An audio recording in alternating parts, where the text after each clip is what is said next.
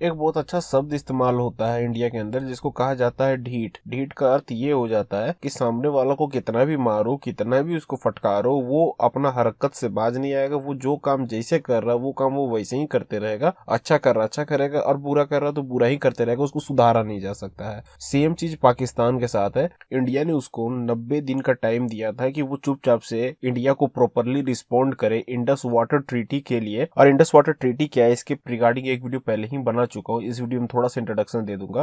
पर फिलहाल आप ये समझिए कि जो इंडिया है उसने बोला 90 डे में रिस्पॉन्ड करो, और पाकिस्तान लिटरली ये सोच रहा है अभी भी कि नहीं इंडिया ऐसा कुछ भी नहीं करेगा। और 45 डेज बीत चुके हैं, 45 डेज और जाना बाकी है। मतलब आप इस तरह से मान के चलिए ना कि इस फरवरी के एंड या फिर मार्च की 15 तारीख से पहले पहले इंडिया कुछ न कुछ बड़ा एक्शन पाकिस्तान के खिलाफ ले लेगा इंडस वाटर ट्रीटी के अंदर। इंडस वाटर ट्रीटी असल में है क्या?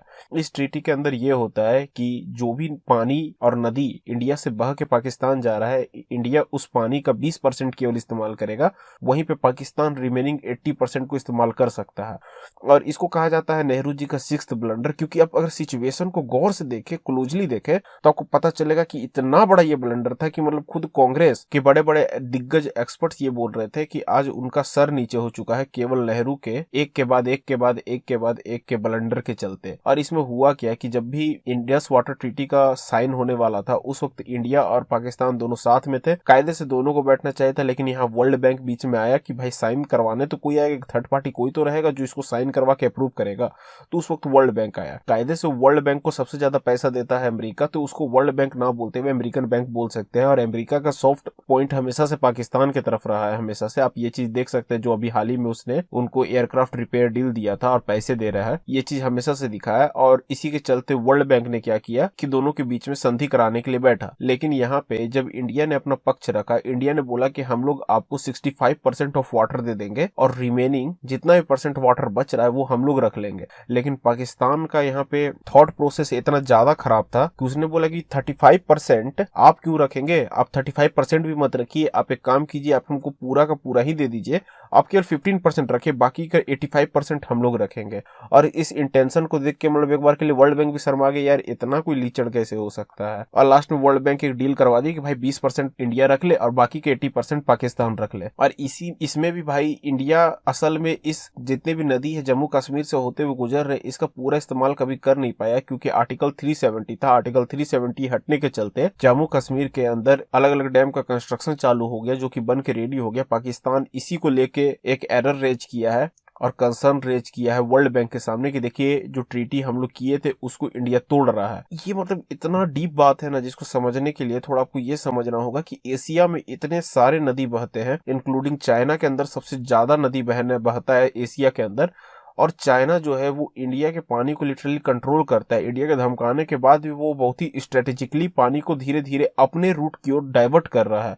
और जो पानी चाइना से होते हुए इंडिया आ रहा है, उस पानी को वो कोशिश कर रहा है कि चाइना के अंदर ही वो बह के राउंड राउंड पे घूमते रह जाए। इतना ज्यादा स्ट्रेटेजिकली वो कर रहा है। और इसके अलावा इंडोनेशिया हो गया, म्यांमार हो गया, बांग्लादेश हो गया, इन सभी देशों में पानी को बहा रहा है। और कोई भी ऐसा देश नहीं है जिसमें वाटर ट्रीटी एक दूसरे देश के साथ साइन किया है। एशिया में केवल इंडिया ही इकलौता ऐसा देश है जिसने पाकिस्तान को अपना जनरोसिटी दिखाया और एक पीस ट्रीटी साइन किया। इतना ही नहीं, इंडिया ने इनफैक्ट बांग्लादेश के साथ भी वाटर ट्रीटी साइन करके रखा हुआ है और बांग्लादेश को भी टाइम टाइम पे पानी मिलते ही रहता है। और इनफैक्ट अमेरिका के बहुत सारे एक्सपर्ट भी ये कहते हैं कि आज के डिप्रेशन वाले वर्ल्ड में इंडस वाटर ट्रीटी इकलौता ऐसा ट्रीटी है जो कि पावर की तरह उभर के दिख रहा है, क्योंकि नॉर्मली पानी का जितना भी ट्रीटी होता है उसको लोग तोड़ ही देते हैं। और इसमें जो पाकिस्तान है वो वर्ल्ड बैंक के पास गया है कि देखिए एक तो कोई ट्रीटी बनाता नहीं, इंडिया एक तो ट्रीटी बनाया उसको ऊपर से पालन नहीं करा, ये जाके वहां बोला है। जबकि इंडिया ने बोला कि देखिए जो भी बात है वो हम लोग का आपस का मामला और हम लोग आपस में बैठ के ही इसको सुलझाएंगे, ऐसा ही लिखा गया है ट्रीटी के अंदर। लेकिन पाकिस्तान बोला कि नहीं, हम लोग आपस में बैठ के नहीं सुलझाएंगे, हमको वर्ल्ड बैंक चाहिए। तब इंडिया बोला कि देखो कायदे से तुम तो ट्रीटी तोड़ रहे हो, अगर तुम किसी थर्ड पार्टी को इन्वॉल्व करोगे तो ट्रीटी टूट जाएगा, और ट्रीटी टूटेगा तो फिर उसको हम अपने हिसाब से अल्टर कर देंगे, और अल्टर कर देंगे तो फिर जान ही जाओ कि क्या हो जाएगा। और इसके चलते इंडिया को इतना ज्यादा फायदा हो रहा है अभी के टाइम पे, क्योंकि जो 2 डैम बना है उसके चलते ना केवल जम्मू कश्मीर बल्कि राजस्थान, हरियाणा, पंजाब, दिल्ली, उत्तराखंड, ये सारे रीजन पे बहुत तेजी से पानी एग्रीकल्चर सेक्टर को बढ़ावा दिया जा रहा है और किसानों को बहुत तरह के इंसेंटिव देने में गवर्नमेंट को मदद मिल रहा है। और पाकिस्तान को ये चीज एक्सेप्टेबल बिल्कुल भी नहीं है कि इंडिया इसका फायदा उठाए, जबकि इंडिया रूल के अंदर रहते हुए सब कुछ कर रहा है। अब देखते हैं एग्जैक्टली कि 15 मार्च के बाद इंडिया इस पे क्या एक्शन लेता है, क्योंकि 45 दिन ऑलरेडी बीत चुका है।